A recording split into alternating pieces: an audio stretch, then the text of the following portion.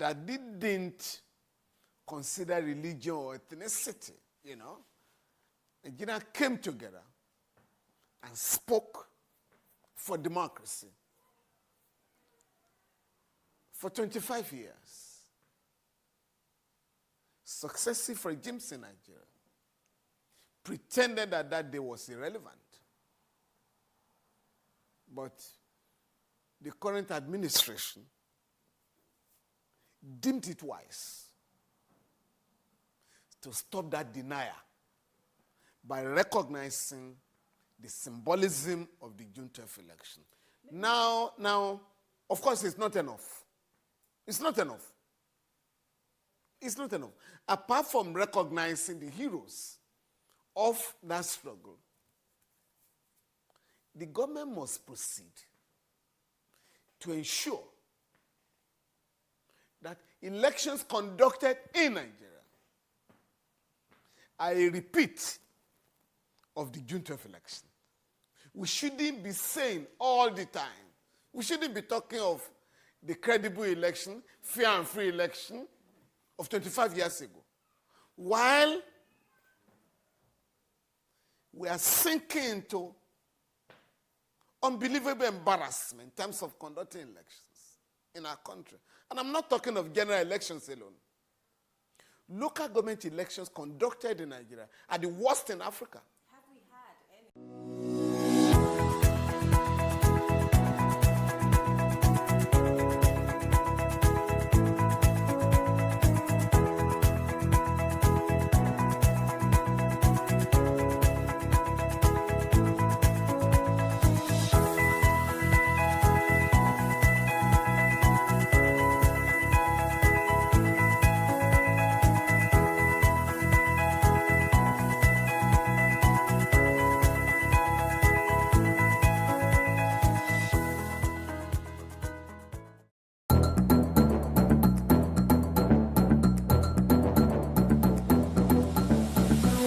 Country people, we dey thank una one that joined us on top News on the Hour for Plus TV Africa. This na number 63 Massey Street for Itafaji, where building just collapsed by 10 a.m. this morning. They say the Oga of the indigenous people of Biafra, Nnamdi Kanu, don't tell federal government say if they provoke him, it go cause wahala for inside the country. Because if the British citizen no be say you go enter Nigeria, come cause kasala, run go Britain, go stay in peace. They've seen that the diesel truck catch fire. As they try offload the diesel way they inside, come out. Fire department can't try quench the fire. For the first time for Nigeria, every go enjoy television news for Ogbonge Pidgin English. For more tori, make una kukuma follow us at Plus TV Africa on top Facebook, Twitter and Instagram. Make una subscribe to our YouTube page and for Star Times on channel 308.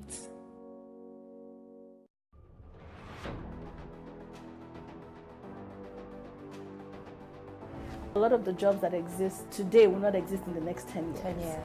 When I see people today shouting, we're not too young to run, we are ready to run. Ready to run to where?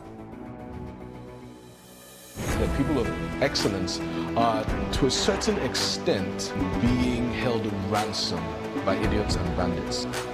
Once you are in government, you believe everything you do is right. And once you are in opposition, everything the government does is wrong. And so it's time for us to take over power.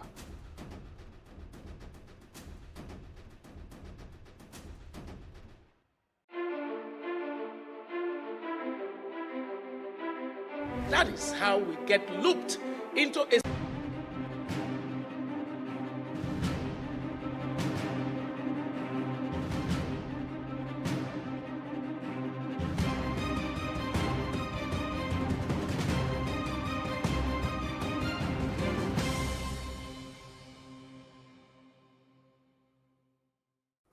Glad to have you back, and you're still watching today's edition of the Inauguration Day Special, and Plus TV Africa definitely is bringing you all of the updates as they unfold. Now, Nigeria really has experienced a rise in insecurity over the past few months, and during his interview, President Muhammadu Buhari said Nigeria's economy will continue to suffer as long as insecurity persists, and called on Nigerians to fish out the criminals among them before blaming the government for failing to attract investment. now insecurity really has become one of the greatest concern of our time. Joining us now in our Lagos studio is security expert Dennis Emakri, as well as Air Vice Marshal Femi Gbadebo. Gentlemen, good afternoon. And today it's Inauguration Day. Quickly now, sir, we start off today looking at the spate of insecurity in the country. We cannot, going back and forth of all of the inadequacies is unnecessary at this point in time. It is a clean new slate, a start of a new cycle of government. What's your word to Mr. President today? Well, first of all, big congratulations and wish him good health. He needs to do a lot in this last 4 years. And as he has told Nigerians that Mr. Goslow is going to speed up things this time around. Be much more aggressive he needs in his a lot approach to do that. In the area of security, I think we need to redefine the situation in the north. Yes, it's a security crisis, but I think it's more than just insurgency. I see it more as an explosion of a group of individuals who have been left to their own devices for too long.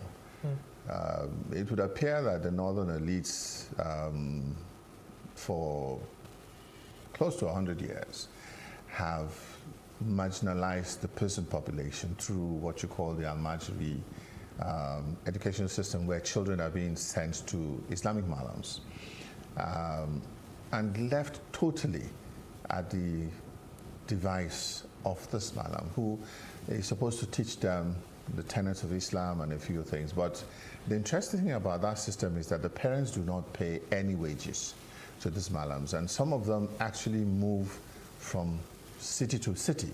As a result, you could give your child, your male child, as early as maybe 3-4 years old to a malam in, let's say, in Kano, and he could end up even in Maiduguri or Sokoto over the years with anywhere from 50 to or more children of that age.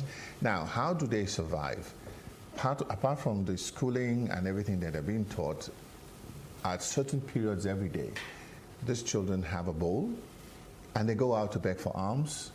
It could be food, it could be money, and so on. And the Islamic religion also, which I discovered during my stay in Kano, also teaches generosity.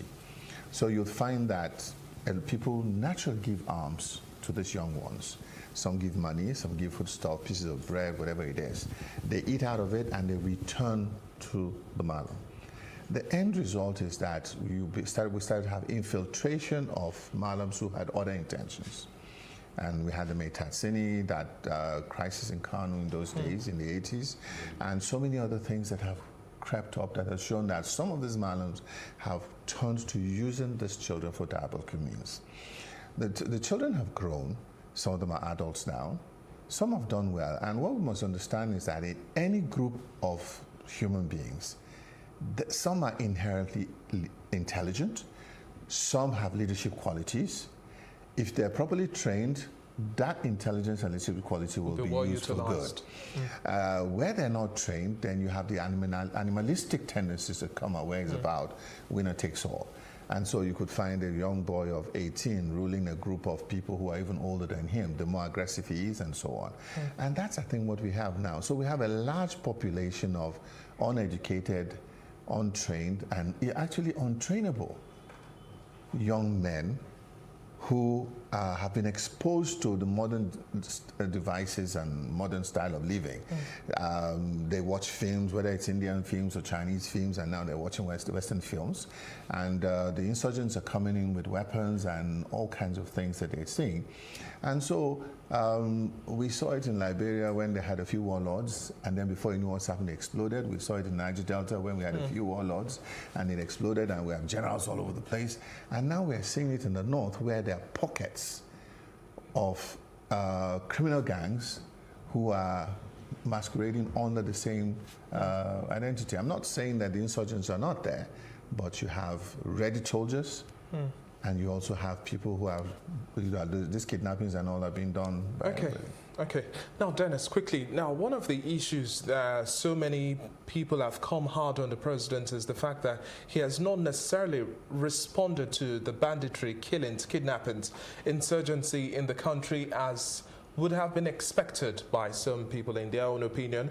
And former President Olusegun Obasanjo just said, we cannot have a situation where any single insecurity or security challenge is left unattended to or romanced in any single way. It must be dealt with head on. Now, the president also talked about his retention of service chiefs as well during his last interview and a whole lot more. But people are still of the view that the president does not necessarily seem to have a clear-cut ideology when it comes to strategizing and dealing with Boko Haram. In his mind and in all of his mannerisms, it still stands clearly that Boko Haram is defeated. And for kidnapping, banditry, and the likes that are emerging now, he gives the excuse that the communities are not necessarily bringing out the criminals within them, and that's why we have the response from Yakubu Dogara as well, saying, well, the president is just the master of blaming others but himself.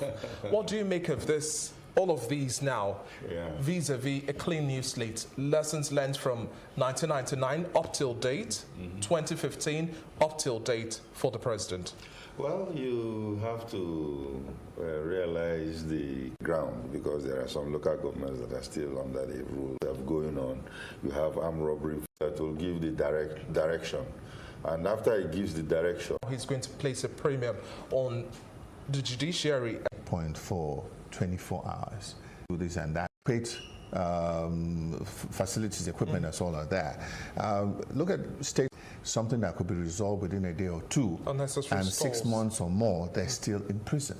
What's happening within the prison? The president's word really now standing his ground, saying that the police 2019, and we should at least decentralize the police.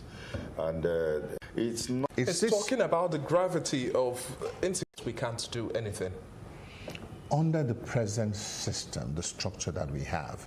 But you can see that states like Lagos State have brought in last month to help with traffic police, traffic fear minority. How do we replicate this in Nigeria? The way you do it is to start, first of all, in the oil company and all, who have what they call this SPI, Special Police Unit, end up in a situation where even a local government chairman, but they play an integral part in community they policing. do, but you see, when you now the president touched on the frosty, so to say, and they, being the people, you know, paid more than any legislator in the world, you know, should be able to say, okay, let's cut some of our funding. If you are patriotic enough and you want to fight this insecurity problem, cut out some of this thing, and they can fund the police. Do they necessarily have to cut their funds? Instead, we strategize on better ways of growing revenue. There's too much extra funds in certain private hands, you know, and let's readjust it, okay?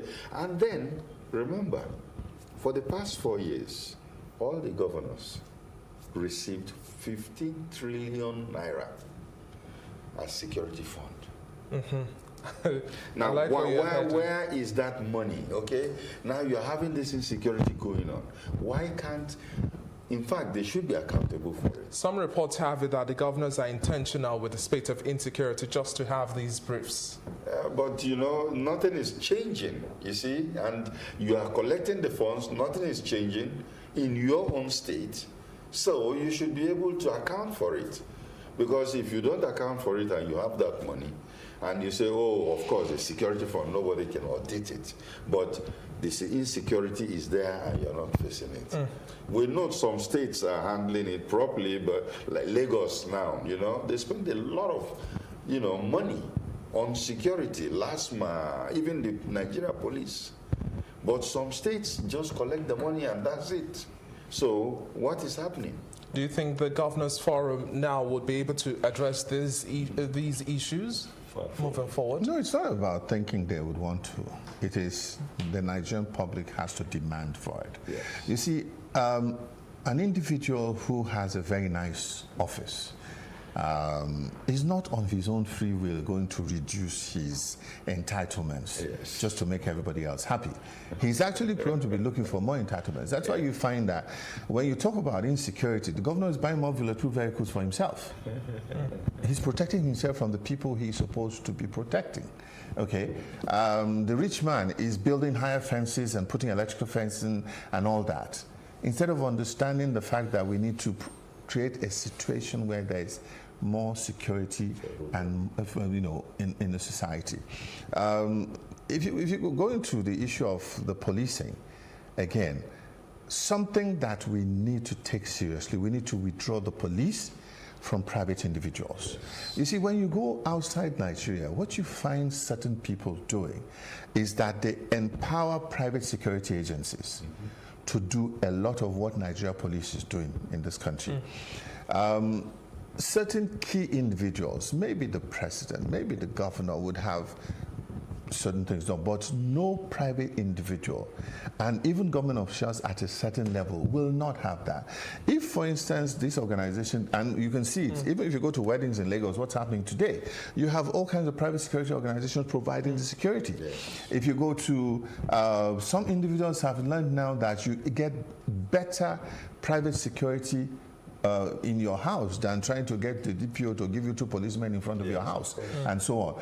And when we begin to institutionalize this thing, we will get to a stage where even under the Ministry of Defense, you will have certain people who are recruited to provide security, and it will not be the number of policemen or the military men we have. That's a problem we have in Nigeria. When you say, how many men do you have under arms, we'll give you a figure. When you ask the IG how many policemen you have, he gives you a figure. But what he fails to tell you is that a large population of them are not really on the streets, are not really where they should be. And so we must remove that from what we call the active service. And moving forward now, away from the police, let's take a look at the army now. Some have also questioned why the president, at certain instances, we didn't necessarily see a reshuffle with the service chiefs. We haven't seen a change in strategy. But what's now your expectation of the president when he's holding talks with the heads of the army and other security apparatus this time around? Well, yesterday there was a meeting of all the security. It's always a closed-door session. Yeah, well, of course it is. And of course, we can speculate on what was going on there. This is a new dawn, so to say. Which demands a new strategy. Yes, and then, of course, new strategy, and then, of course, even the service chiefs. Right now, they're all on their toes because they know if they don't deliver as expected, they could move. Now, the thing is that they've been there. Most of them have been here with him since he came into office. Okay, and for those that have been there, I think it's time for them to.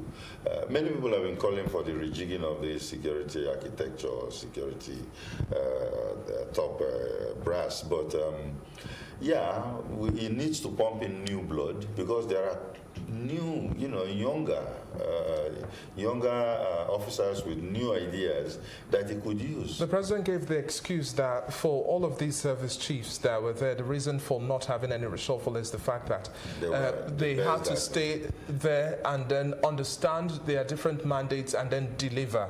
It's not like that. Because you cannot. How long are you going to stay to understand? He said he grew through the ranks and understands why they need the time to be able to. He was a general. He knows. He knows. How long did he stay in Maiduguri before he understood to quell an insurgency that was that he took care of when he was the brigade commander there? Okay. So it's a situation where you have to. Maybe Avian can tell you better there because they're all military, but you have to change. It's a regular thing. You don't keep people in a place for too long. Boko Haram is coming with a stronger fight this time around. As they say, you can't decide to fight corruption and not expect it to fight back. You can't fight insurgency and not expect it to fight back. The government has also been questioned as to what are the levels of conversation, interaction or engagement with these insurgents. This time around, whether or not the government of the day wants to accept that they paid ransoms or not, to what extent do you proper solutions towards engagement or talks or exchanges with these insurgents, and looking at the fact that Leah Sharibu and others are still in captivity, and national security is the first duty of the government? It's a very difficult call. You see, Nigerians, all Nigerians, including myself, want Leah Sharibu released, especially when you consider the circumstances under which she was singled out and is still being detained, and the rest 5 years and counting, and the rest of the Chibok girls. Nobody, no child should be denied proper, growth and everything that they're entitled to, and no parent should have to live under this kind of doubts about the safety of their child. It's very agonizing. But while we want government to do everything, we must also understand that it is dangerous to negotiate with terrorists. It's just like a blackmailer. When someone blackmails you, let's say, for instance, with some information about you that you don't want to be sent out, when you pay, there's no guarantee that even when they give you a tape, it's the original tape. Okay, we'll just like you to hold on to that thought, and we'll take a quick break. When we come back, the conversation continues with a focus on security. I still have with me Air Vice Marshal Femi Gbadebo, as well as security expert Dennis Amakri. Don't go anywhere.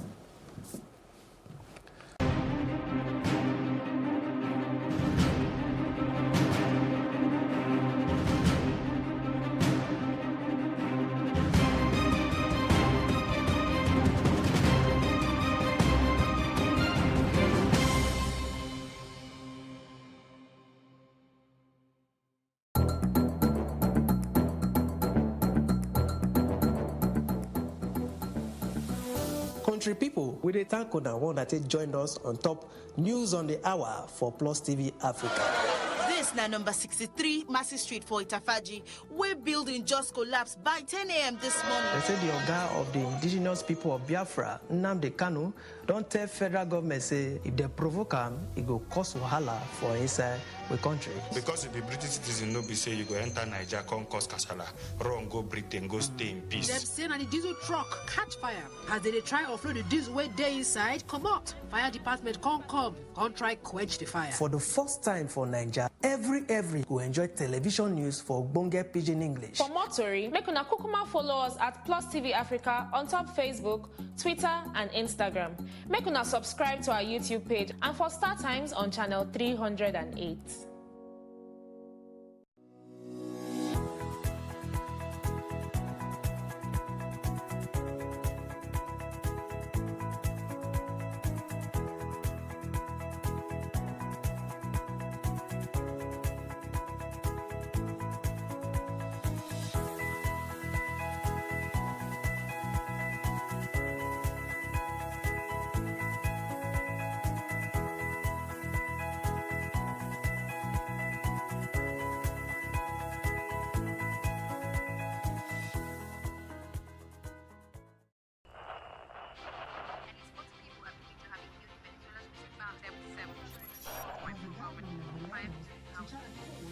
Politics has helped shape the decision of the polity, from conspiracy theories to good old-fashioned comic politics. These are the result of tomorrow's elections. Okay, you have it already, have you? I think we've done very well in the very difficult circumstances in which we took over governance.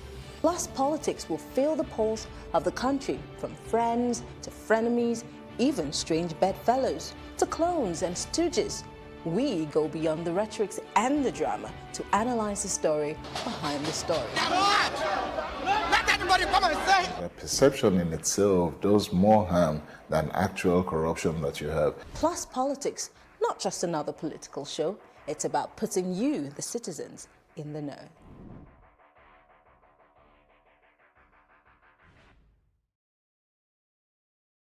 On this episode, we are one-on-one with a mortgage practitioner. His name is Lanre Afolabi. The housing deficit is estimated to be between 17 to 20 million. Don't forget that on a daily basis, individuals are being birthed, the population is growing. People that requires these houses are majorly the low and the medium. Let's talk about the cost of securing a land title. How expensive is it? It's pretty expensive. First of all, you can take loans, to buy a land. which you pay over a period of time.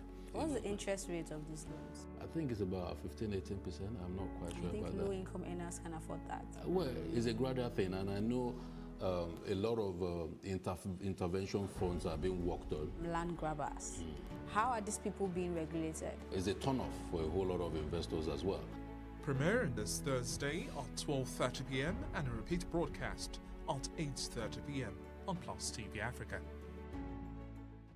Welcome to The Advocate, a program that thrashes out all the topical issues of the day. When you are in government, you don't see nothing wrong with whatever is happening. The moment you are out there, everything is wrong. You can't even see many women now, and when they're there, they're not even really making a mark, and then they have an NYSC problem and this and that. One of the reasons why we don't have more women in politics in Nigeria is for as long as political meetings continue to take place in the middle of the night. Exactly. Really disastrous for a president to even say be unaware of the chief It's a ploy. It could be a strategy. That strategy was very terrible strategy. Because the buck stops at your table. Whether it's that we don't look after our cities, and quite frankly, Nigeria is becoming a very ugly place. When you are the only one feeding the people with this news, and there is nobody countering them, it becomes, the news.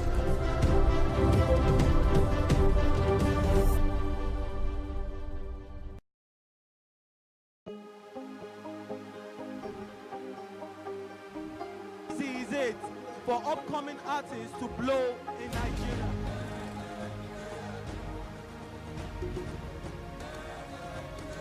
Welcome to Plus Trending. I am Bookie November, your host, saying thank you for joining us on today's episode. Welcome back. It's tea time on Plus TV Africa. Practice makes perfect. I'm not perfect yet, but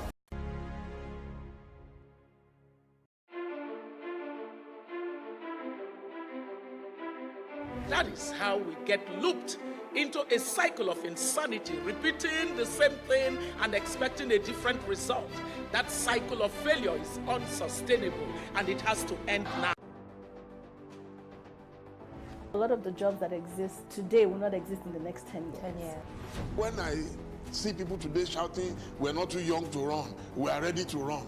Ready to run to where? The people of excellence are, to a certain extent, being held ransom by idiots and bandits. Once you are in government, you believe everything you do is right. And once you are in opposition, everything the government does is wrong. And so it's time for us to take over power.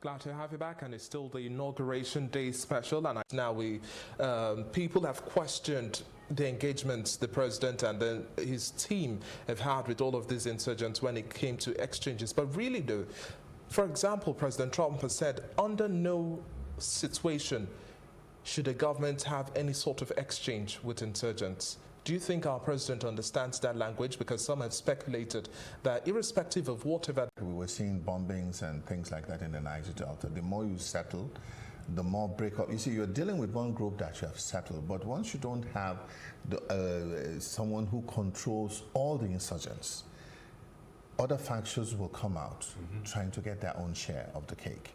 But what I believe is happening is that you can also have interested parties who will come in as middlemen on your behalf, who would negotiate on your behalf, who will do certain things.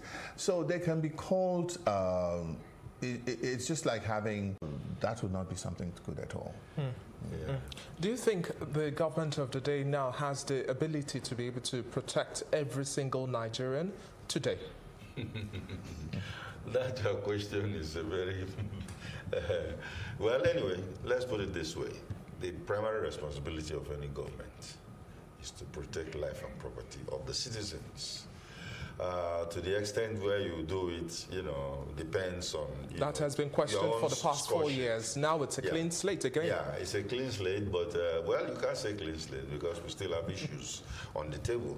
The dashboard is still filled up with certain things, So we expect the government to be very, very steadfast in what it's doing.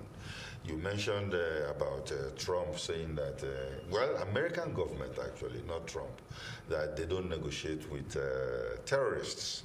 And they don't, actually they negotiate or they use a third party negotiating, but they don't pay ransoms.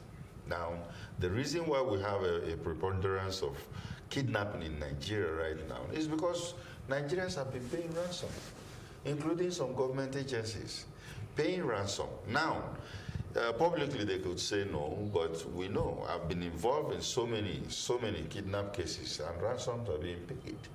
But I am worried about certain areas where, kidnapping is a low risk, high yield crime. That means it's easy to kidnap anybody and you can get a lot of money out of it. But the most critical part of it is how to collect the money. We are not looking at it because Nigerian police does not have a plan for that side of it. Because if you make it very difficult for any kidnapper to pick the money, then, even right now, you will know, before ransoms are being paid, it takes a whole day because they will keep on sending the person that is with the money around the whole city. Before they will tell you, okay, drop it here, they will come and pick it up. Okay, but if you make it difficult, it becomes a problem for them. Because most times you can collect the money, but with the money they can trace you. And there are many different things they can do about that. Let's talk about the culture of silence that we've had either from the police or the army or any other security apparatus. One of the biggest challenges we've also had in the past 4 years is the fact that the army, the police or our security operatives are quick to celebrate their victories, but in areas where they're not necessarily living up to their mandates, they silence those stories. And then they say the media is not expected to carry those stories because you are going to fuel or give room for speculations. What's your message now to our security operatives that if you don't provide the information, then it gives room for people to speculate, and it is their responsibility to keep us informed, although we understand confidentiality in certain instances. But convincing information must be put out there, don't you think? Yes, you need to give out information, but you need to manage information. I don't think it's in the best interest of a woman to be sitting in her house and to hear on the network news that her husband was just killed, or to see the gory bodies of soldiers in a particular unit. Every woman knows the unit of her husband, even parents and friends, you understand. So while for the media it's news, but for the military, it is something that needs management. So you're giving excuse for the culture of silence we've had, even in areas of inadequacy. It's not a culture of silence. You can see that things have changed a lot in the last few years. I'll tell you, as a young man, when I was flying, when we'll have a plane crash, sometimes for a week, the system is denying that there was a plane crash. Even everybody knew that, we lost one of our planes. Now you can see with the Air Force, a plane crashes in Maiduguri this morning, and within a couple of hours, the news is already out there. Sometimes even the identity of the persons involved is released. It's a balance of technology, because also even if the media doesn't do it these days, there are individuals who use social media to do it. So you also have to make sure that the right people are contacted, and at least the immediate family, wife, next of kins are also being managed. It's not just about giving them the news, it's about managing them during that initial process of crisis. But let me even add to that. One thing we have to realize is that terrorists, one of their major objectives is publicity. They want to publicize whatever they've done. And they use that as a game in warfare against whoever government that they are fighting. Now in Nigeria, we discovered that our press, the media itself, is so fast in reporting, oh, 11 soldiers killed, oh, Nigeria Air Force plane shot down, you know, and all that. And these, in fact, indirectly, you know what you're doing? You are supporting the terrorists because they're happy when they see those things. I'll give you an example. When they went to New Zealand to go and Christchurch shoot, at the mosques, the president of New Zealand came out to say that they are not going to mention the name of that shooter. They will mention the names of the people that he killed because they are not going to give him the honor of even mentioning his name. If there's anything in Israel that happened today, you bomb anywhere in Israel, before you know it, they've wiped it clean and then as if nothing happened. Because what the terrorists are looking for is publicity, that they've destroyed this, they've killed how many people, and they're happy about it. We cannot keep on supporting that. And I think our Nigerian media have to learn that. You know, we have to support our troops. Okay, and then as we're rounding up conversations now, let's also talk about areas of airing officers, because that's one area we also have to touch on. If the president is saying that, well, improving our police or security situation, we also have to deal with the men who are put out there to protect us. But we've not necessarily seen situations where we've seen justice being served when we look at airing officers, from trigger-happy ones to ones who are just unruly in their behavior. Now, what's also your message to the heads of all of these security apparatuses this time around, moving forward to once again regain the confidence of the Nigerian in believing that we are truly here to protect you? Now, let me say here now that every uniformed person is subject to two laws.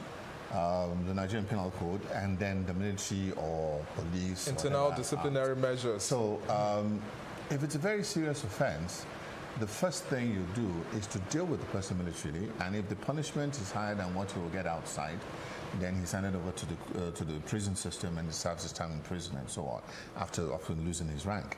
If it's not so serious, then he's, let's say, rape of a woman or stuff like that, he's first of all dismissed from the military and handed over to the normal judicial process to handle the system. A lot of it has been done, and we're seeing a lot of publicity being done. What used to happen in the past is like when you had court-martials and all, sometimes they are rushed, and the military personnel don't get adequate representation or legal representation. Now the whole system is changing, and the process takes a little bit long. But I can assure you that things are much better, and civilians should not be wary of reporting cases of abuse. It helps when you can document it with the videos and stuff, and we can see some of them being done. The police have done reasonably well lately with some of the cases. Okay, thank you very much, gentlemen. This is where we wrap up this conversation. It's been a pleasure speaking with you, sirs, and hopefully we don't have so much of regrets this time around as we are starting off a new phase, and especially dealing with all of the old issues that still haunt us today. Thank you very much for your time. It's been a pleasure speaking with you. Thank you so Now we'll take a quick break, and after the break we'll be talking about the law and judiciary. Don't go anywhere.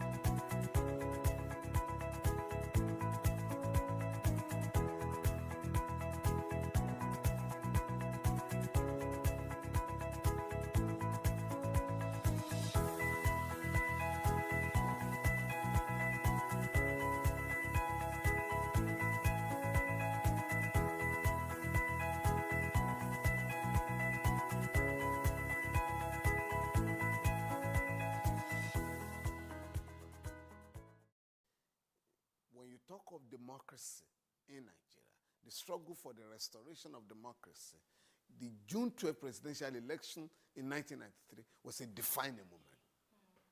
That was when the Nigerian people decided that enough was enough in terms of military dictatorship. It was an election that defied geography and religion. It was an election that didn't consider religion or ethnicity, Nigeria came together and spoke for democracy for 25 years. Successive regimes in Nigeria pretended that day was irrelevant. But the current administration deemed it wise to stop that denial by recognizing the symbolism of the June 12th election. Now, of course, it's not enough. It's not enough. It's not enough. Apart from recognizing the heroes of that struggle, the government must proceed to ensure that elections conducted in Nigeria are a repeat of the June 12th election. We shouldn't be saying all the time, we shouldn't be talking of the credible election, fair and free election of 25 years ago, while we are sinking into unbelievable embarrassment in terms of conducting elections in our country. And I'm not talking of general elections alone. Local government elections conducted in Nigeria are the worst in Africa. Have we had any?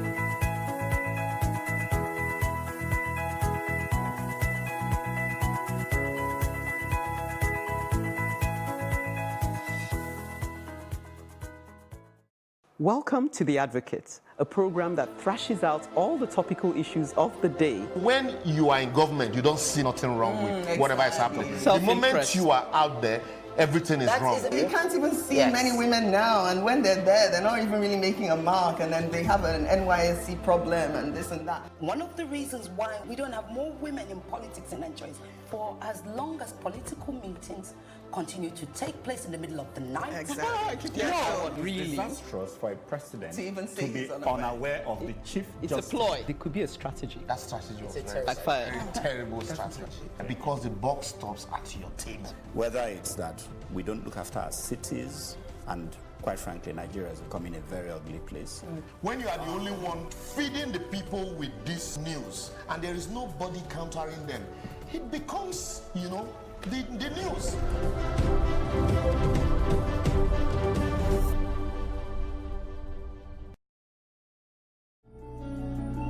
Today's top stories are... And the Pentecostal Fellowship of Nigeria. I'm here at Yunus Bashorin Street where the fire destroyed our transformer complete as well.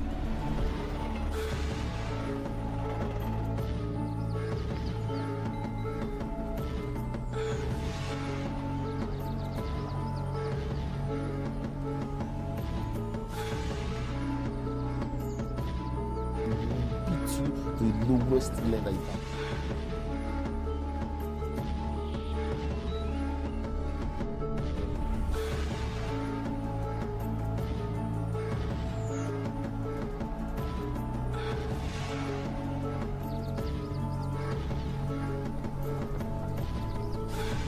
I'm Black Bando. This is Plus TV Africa. The big stories live here. Big stories live here. Big stories live here.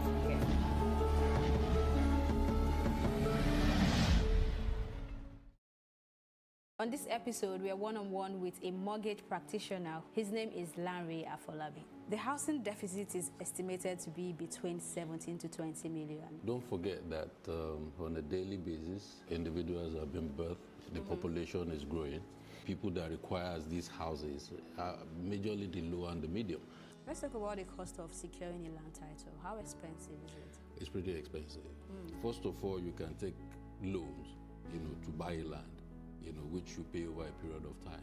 What's the interest rate of these loans? I think it's about 15-18%. I'm not quite sure about that. Low-income earners can afford that? Well, it's a gradual thing, and I know a lot of intervention funds are being worked on. Land grabbers.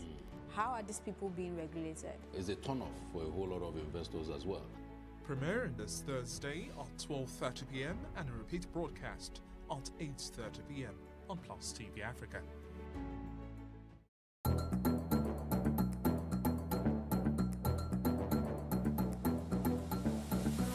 Country people, we thank you one that joined us on top News on the Hour for Plus TV Africa. This na number 63 Massey Street for Itafaji, where building just collapsed by 10 a.m. this morning. They say the Oga of the indigenous people of Biafra, Nnamdi Kanu, don't tell federal government say if they provoke him, it go cause wahala for inside the country. Because if the British citizen no be say you go enter Nigeria, come cause kasala, run go Britain, go stay in peace. They've seen the diesel truck catch fire. As they try offload the diesel way they inside, come out. Fire department come, try quench the fire. For the first time for Nigeria, every will enjoy television news for Bonge Pidgin English. For more story, make una kukuma follow us at Plus TV Africa on top Facebook, Twitter, and Instagram. Make una subscribe to our YouTube page and for Star Times on channel 308.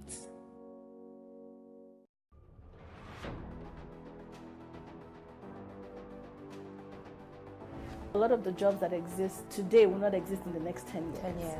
When I see people today shouting, we're not too young to run, we are ready to run. Ready to run to where? The people of excellence are, to a certain extent, being held ransom by idiots and bandits. Once you are in government, you believe everything you do is right. And once you are in opposition, everything the government does is wrong. And so it's time for us to take over power.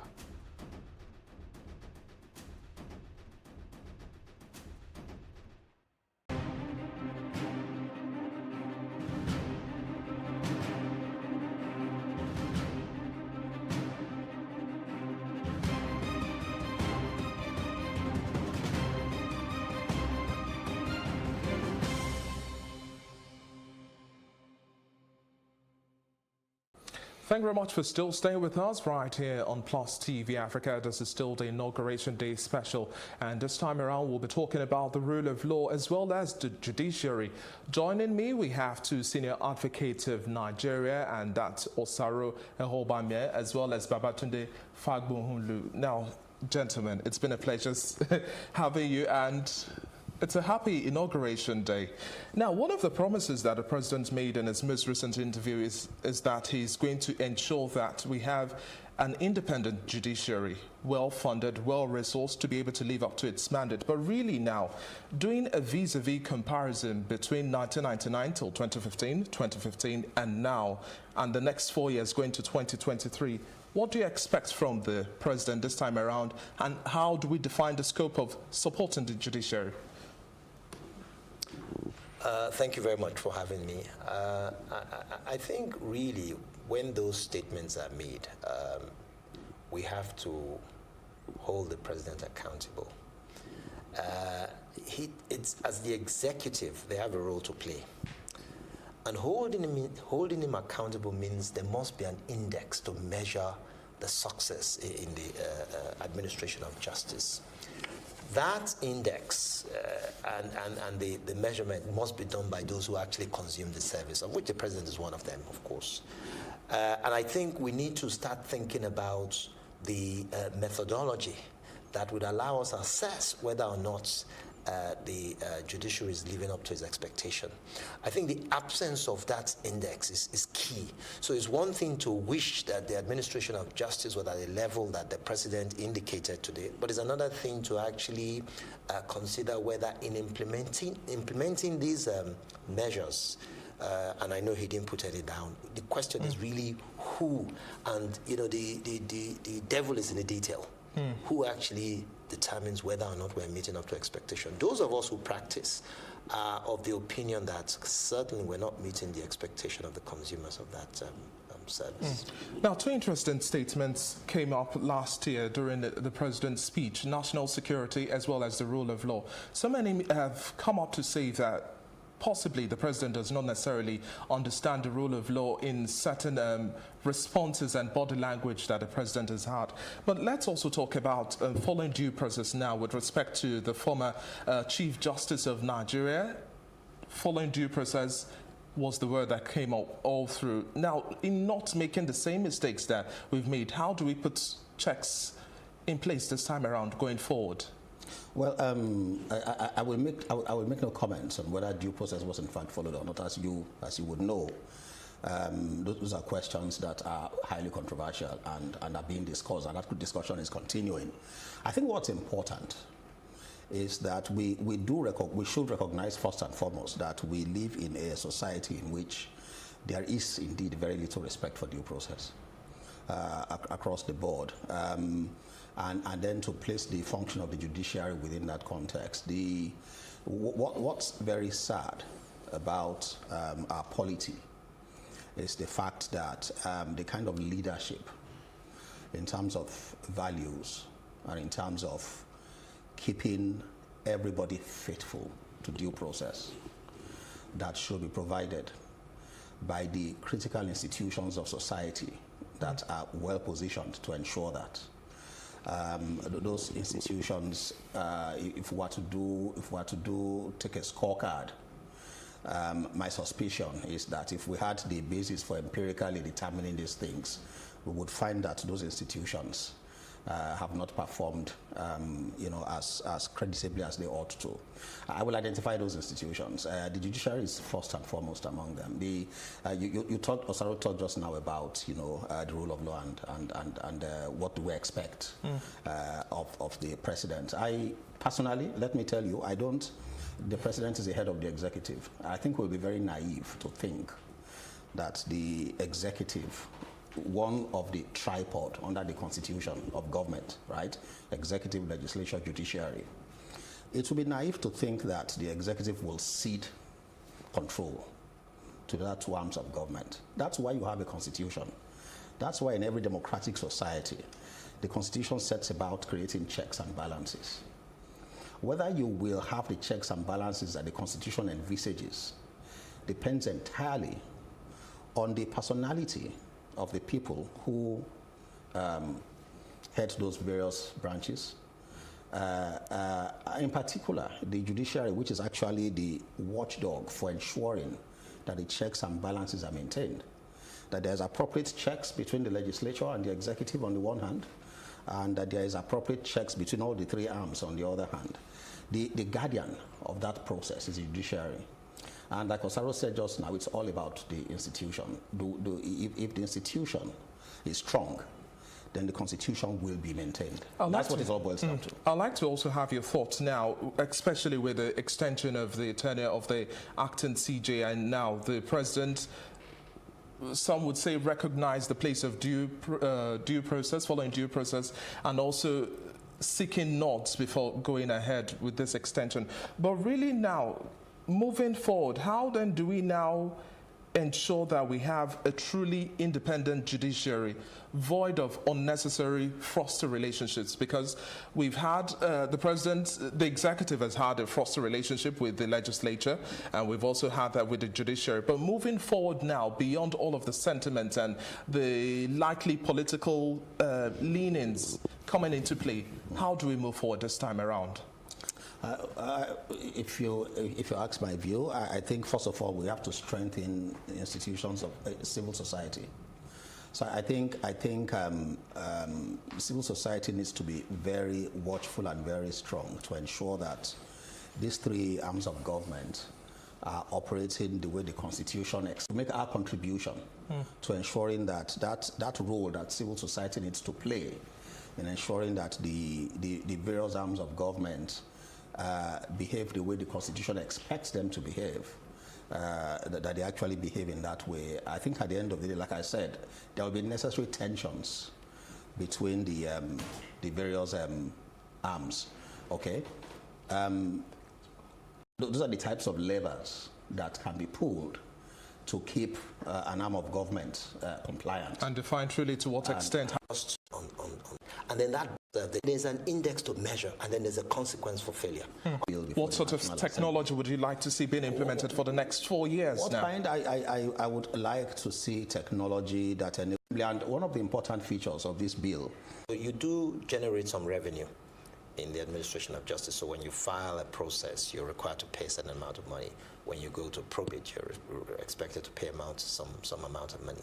That money actually goes into itself, because what the need to adapt, continues to protect the gates, how we. So I can understand now. That was around him. He made the orders he would make and ensure that the structured individuals who man. We are custodians of integrity. To analyze the story behind the story. The perception in itself does more harm